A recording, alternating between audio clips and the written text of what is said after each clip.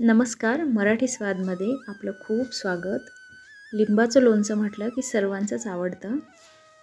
हिवाळ्यात लिंब छान आलेली असतात बाजारामध्ये, तर बनवूयात लिंबाचं एकदम टेस्टी लोणचं. त्यासाठी इथे मी 12 ते 13 लिंब स्वच्छ धुवून पुसून घेतलेले आहेत. ह्याच्यावर पाणी बिलकुल राहता कामा नये. छान स्वच्छ फडक्याने पुसून घेतल्यानंतर ह्या पद्धतीने आपण त्याच्या फोडी बनवूयात. तुम्हाला हव्या त्या आकारात तुम्ही त्याच्या फोडी बनवू शकता. तर ह्या पद्धतीने सर्व लिंबांच्या आपण फोडी बनवून घेऊयात.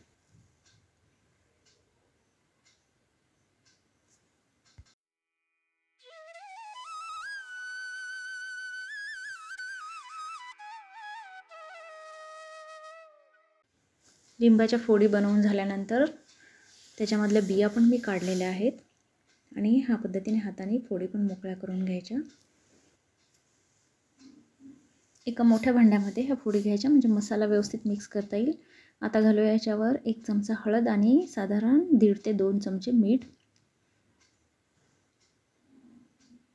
मीठ आणि हळद सर्व फोडींना व्यवस्थित लागले गेली पाहिजे, म्हणजे चव पण छान येईल आणि आपलं लोणचंही खराब होणार नाही. हे करून झाल्यानंतर एका कढईमध्ये मी अगदी थोडंसं तेल घातलंय. ह्या तेलावर 2 चमचे मेथी घालायची आणि मध्यम टू लो गॅसवर छान खमंग भाजून घ्यायची. मेथीनंतर 2 चमचे जिरंही भाजून घेतलं मी. थोडंसं गार झालं की ह्या दोन्हीही वस्तू मिक्सरच्या भांड्याला लावून छान ह्याची भरड करून घ्यायची. ह्या पद्धतीने साईडला मी कढईमध्ये एक मोठी वाटी तेल घातले.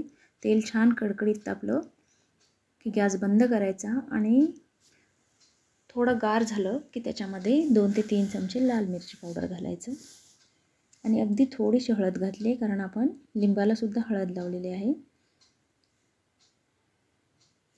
3 चमचे मिरची पावडर घातलेली आहे. तुम्हाला हवी तेवढी तुम्ही घालू शकता.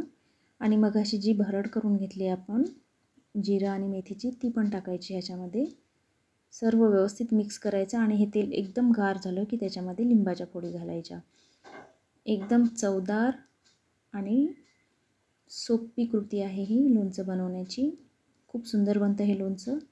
स्वच्छ काचेच्या भरणीत हे लोणचं भरून ठेवायचं म्हणजे वर्षभर छान राहील. खूप टेस्टी रेसिपी आहे, नक्की ट्राय करा. धन्यवाद.